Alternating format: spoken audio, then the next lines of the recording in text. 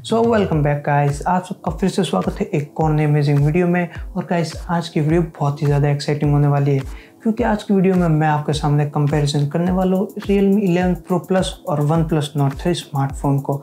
लेकिन हाँ गाइस, जिस टाइम पे मैं ये वीडियो शूट कर रहा हूँ उस टाइम पे Realme Nord 3 रिलीज़ नहीं हुआ है क्योंकि ये फ़ोन जुलाई 5 को रिलीज़ होने वाला है। लेकिन फिर भी हमारे पास इस फ़ोन से लेकर लगभग सारे लीक्स आ चुके हैं और क्योंकि ये दोनों ही फ़ोन्स लगभग सेम प्राइस ब्रैकेट में आते हैं तो इनको कंपेयर करना तो बनता है। तो वीडियो स्टार्ट करने से पहले मैं हूँ रविंदर और आप देख रहे हैं टेक प्लस चैनल को। तो चलिए बिना किसी देरी के इस वीडियो को शुरू करते हैं।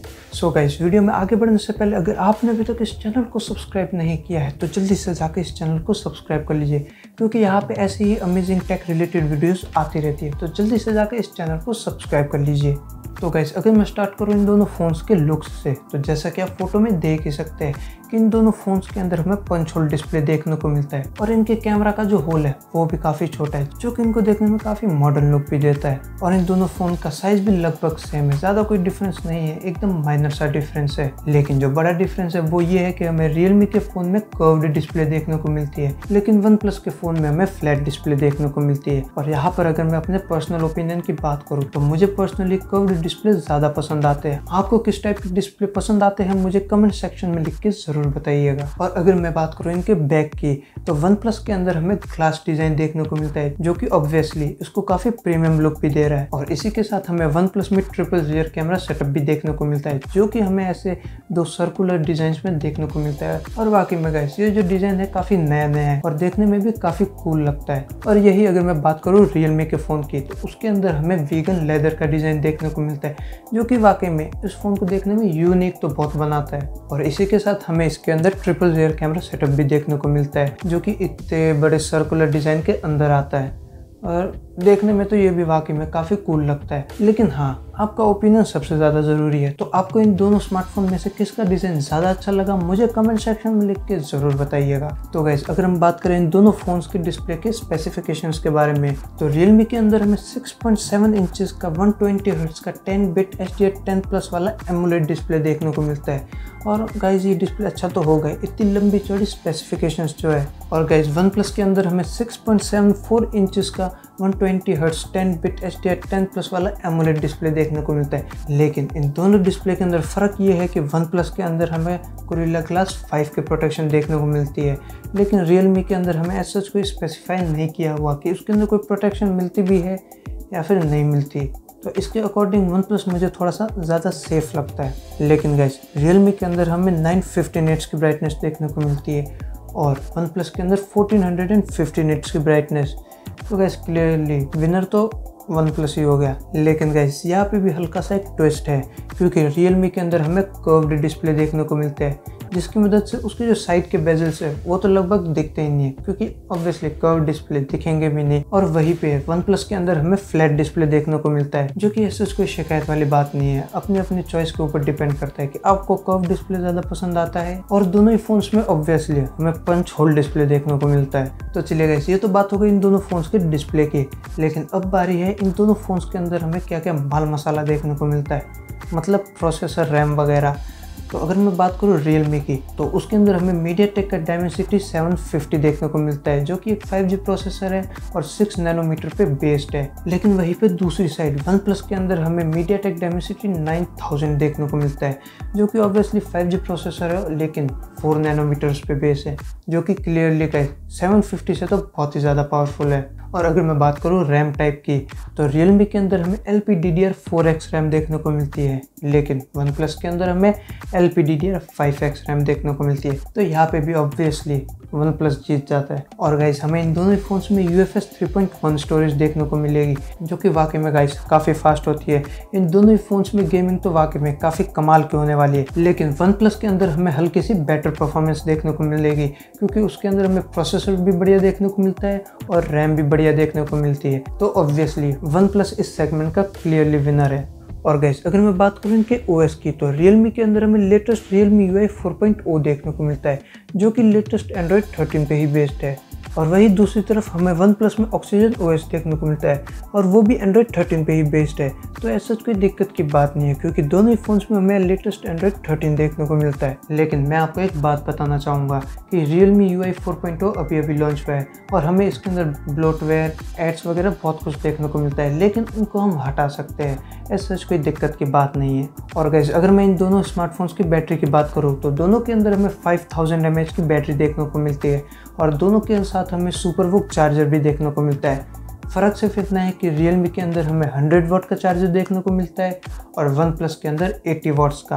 और Realme ये भी क्लेम करता है कि ये फ़ोन 100% चार्ज हो जाएगा सिर्फ 26 मिनट में, जो कि काफ़ी बढ़िया बात है। लेकिन अगेन वन प्लस के अंदर में 80 वाट्स का चार्जर देखने को मिलता है और दोनों के ही अंदर ऐसा कोई बड़ा डिफरेंस नहीं है। Realme के अंदर 100 वाट का चार्जर और वन प्लस के अंदर 80 वाट्स का चार्जर। सिर्फ 15 मिनट के आसपास का फ़र्क आने वाला है इन दोनों फ़ोन्स के फुल चार्ज होने में, तो इसमें ऐसा कोई बड़ी डील नहीं है। लेकिन टेक्निकली Realme बैटरी डिपार्टमेंट में वन प्लस से हल्का सा बेटर है। और अगर मैं बात करूँ इन फ़ोन्स के कुछ दूसरे फीचर्स की तो इन दोनों ही फ़ोन्स के अंदर हमें स्टीरियो स्पीकर्स देखने को मिलते हैं, जिसके अंदर हमें डॉल्बी एटमॉस का भी सपोर्ट देखने को मिलता है।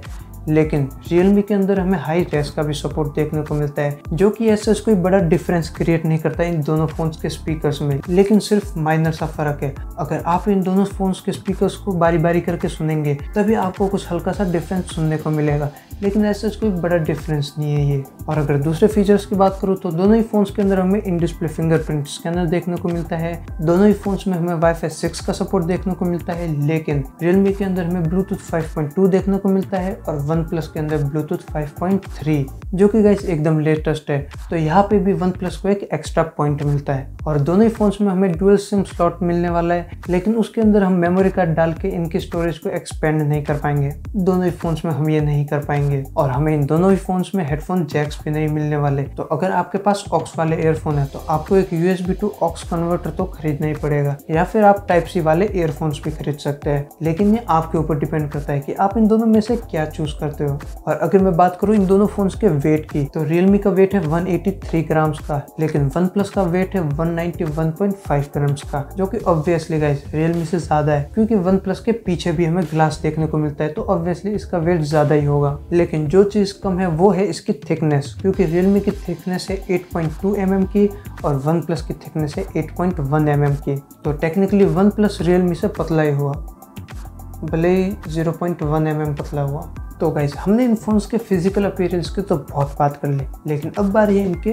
मेन चीज़ की, कैमरा की। तो दोनों फोन्स के अंदर हमें ट्रिपल रियर कैमरा सेटअप देखने को मिलता है। तो अगर मैं बात करूँ Realme की तो उसके अंदर हमें सैमसंग का बड़ा सा 200 मेगापिक्सल का f1.69 एपर्चर वाला मेन कैमरा देखने को मिलता है, जो कि वाकई में काफ़ी बड़ा है, नंबर वाइज भी और साइज वाइज भी। लेकिन वही दूसरी तरफ हमें वन प्लस के अंदर सोनी का 50 मेगापिक्सल का f1.8 एपर्चर वाला कैमरा देखने को मिलता है। लेकिन गाइस अभी से एक्सपेक्टेशन मत लगाना कि Realme के अंदर तो 200 मेगापिक्सल का कैमरा है, एकदम टॉप नॉच क्वालिटी होगी फोटोज़ की। तो गाइस मैं आपको एक चीज़ बताना चाहूँगा, जितना मैंने लीक्स में सुना है ना, वन प्लस का 50 मेगापिक्सल वाला कैमरा Realme के 200 मेगापिक्सल वाले कैमरे से ज़्यादा अच्छी फ़ोटोज़ क्लिक करता है। तो हाँ गाइस मुझे भी आपकी तरह पहले यकीन नहीं हुआ था, लेकिन जितना मैंने लीक्स में सुना वन प्लस ज़्यादा अच्छी फ़ोटोज़ क्लिक करता है Realme से। लेकिन गाइस ये तो सिर्फ लीक्स थे, जब वन प्लस नॉट 3 रिलीज़ होगा तो सारा दूध का दूध और पानी का पानी तो हो ही जाना है। और अगर मैं बात करूँ दूसरे कैमरा फीचर्स की तो दोनों ही फ़ोन्स के अंदर हमें OIS देखने को मिलता है और दोनों ही फ़ोन्स के अंदर हम 4K 30 FPS तक शूट कर सकते हैं, जो कि गाइस 4K 60 FPS होता तो ज़्यादा अच्छा होता, लेकिन अब जो दिया है उसी में काम चला लेंगे क्या। और दोनों फ़ोन्स के अंदर हमें 8 मेगापिक्सल का अल्ट्रा वाइड और 2 मेगापिक्सल का मैक्रो कैमरा देखने को मिलता है, जो कि हमें एवरेज फोटो क्वालिटी निकाल के दे देंगे। इनसे हम ज़्यादा एक्सपेक्टेशन नहीं रख सकते। और गाइस अगर मैं बात करूँ इन फोन्स के फ्रंट कैमरा की तो Realme के अंदर हमें 32 मेगापिक्सल का f2.45 एपर्चर वाला कैमरा देखने को मिलता है और वन प्लस के अंदर हमें 16 मेगापिक्सल का f2.4 एपर्चर वाला कैमरा देखने को मिलता है। और गाइस दोनों ही फोन्स में हमें फेस अनलॉक भी देखने को मिलता है, जो कि सिक्योरिटी वाइज काफ़ी सही है। तो गाइस ये तो बात हो गई कैमरास की, लेकिन अगर मैं बात करूँ कि हमें इन फ़ोन्स के अंदर कौन कौन से वेरिएंट्स देखने को मिलने वाले, तो Realme के अंदर हमें 12 GB रैम और 256 GB स्टोरेज वाला वेरिएंट देखने को मिलेगा। इसके अलावा हमें और कोई वेरिएंट ही देखने को नहीं मिलेगा। और अगर मैं बात करूँ वन प्लस की तो उसके अंदर हमें 8 GB और 12 GB रैम और 128 GB और 256 GB वाले स्टोरेज वेरिएंट देखने को मिल सकते हैं, जो कि गाइस अभी कंफर्म नहीं है। हमें वेरिएंट्स थोड़ा ऊपर नीचे भी दिख सकते हैं। तो Realme 11 Pro Plus के अंदर हमें ब्लैक, ग्रीन और ये वाला कलर देखने को मिलता है। आप देख लेना, मुझे इस कलर को प्रोनाउंस करना नहीं है, कोई नहीं, आप समझ गए ना कौन सा कलर है। और वही दूसरी तरफ गाइस OnePlus के अंदर हमें ग्रे और ग्रीन कलर देखने को मिलने वाला है, जो कि गाइस देखने में तो मुझे पर्सनली काफ़ी सही लग रहा है, क्योंकि उनके पीछे हमें ग्लास देखने को मिलता है, जो कि वाकई में गाइस देखने में भी काफ़ी प्रीमियम लगता है। तो गाइस अगर मैं बात करूँ इन फोन्स की अवेलेबिलिटी और प्राइस की, तो Realme 11 Pro Plus हमें Amazon पे 31,000 के आसपास देखने को मिलता है, जिसको अगर आप ICICI Amazon क्रेडिट कार्ड से खरीदते हो तो आपको 5% का कैशबैक भी मिलेगा। और इसके अलावा भी काफ़ी सारे ऑफर अवेलेबल है। लेकिन अगर मैं बात करूँ OnePlus की, तो वो अभी तक रिलीज़ नहीं हुआ है, वो रिलीज़ होने वाला है जुलाई 5 को, उसके बाद ही हम उसे खरीद पाएंगे अमेज़ॉन पे। तो गाइस अगर मैं बात करूँ इसके प्राइस की, तो जहाँ तक मुझे लगता है तो OnePlus Nord 2 रिलीज़ हुआ था 25,000 के आसपास, और OnePlus 11 जो सीरीज़ है वो भी 40,000 के आसपास से स्टार्ट होती है। तो जहाँ तक मुझे लगता है तो OnePlus Nord 3 स्टार्ट होगा 30,000 के आसपास, और इसका जो टॉप वेरिएंट है वो जाएगा 35,000 के आसपास तक। और गाइस अगर ये सच में इस प्राइस रेंज में आता है तो ये वाकई में काफ़ी ज़्यादा वैल्यू फॉर मनी भी होने वाला है। और गाइस अगर आप भी इन दोनों फ़ोन में से किसी को खरीदने की सोच रहे हो तो मैं आपको इन दोनों फ़ोन्स की लिंक डिस्क्रिप्शन में दे दूंगा, आप वहाँ से जाके इन फ़ोन्स को खरीद सकते हैं। ऑब्वियसली OnePlus Nord 3 आप अभी नहीं खरीद पाओगे, लेकिन जब भी वो सेल पे आएगा उसकी लिंक आपको डिस्क्रिप्शन में मिल जाएगी, वहाँ से जाके आप उसको भी खरीद पाएंगे। तो इसी के साथ गाइस ये कंपैरिजन यहीं पे खत्म हो जाता है। और गाइस मुझे तो ये दोनों फ़ोन काफ़ी ज़्यादा अच्छे लगे, लेकिन अगर मैं बात करूँ अपने पर्सनल ओपिनियन की कि मुझे इन दोनों फ़ोन में से किसी एक फ़ोन को खरीदना हो तो मैं किसे खरीदूंगा, तो गाइस मैं पर्सनली OnePlus Nord 3 को खरीदूंगा, क्योंकि उसके अंदर हमें Oxygen OS देखने को मिलता है, जो कि काफ़ी रिफाइंड UI है और काफ़ी यूज़र फ्रेंडली भी है। और हाँ, उसके अलर्ट स्लाइडर की वजह से भी, क्योंकि गाइस अलर्ट स्लाइडर के अपने अलग ही एडवांटेजेस है। तो मैं तो पर्सनली OnePlus के फ़ोन को ही खरीदता। तो आपको इन दोनों फ़ोन में से किसी का डिज़ाइन, किसी के स्पेक्स या फिर किसी का कोई स्पेशल फीचर अच्छा लगा हो तो मुझे कमेंट सेक्शन में लिख के ज़रूर बताइएगा। और अगर आप इस चैनल पे न्यू हैं तो नीचे आपको रेड, ग्रे या फिर ब्लैक कलर में सब्सक्राइब बटन दिख रहा होगा, उसे जल्दी से जाके दबा दीजिए, और उसके साइड में नोटिफिकेशन बेल भी होगी, उसको भी दबा दीजिएगा, ताकि जब भी इस चैनल पे ऐसे ही टेक से रिलेटेड वीडियोस अपलोड हो आपको सबसे पहले नोटिफिकेशन मिल सके। तो गाइस अब मैं मिलता हूँ आपको नेक्स्ट वीडियो में, तब तक के लिए गुड बाय।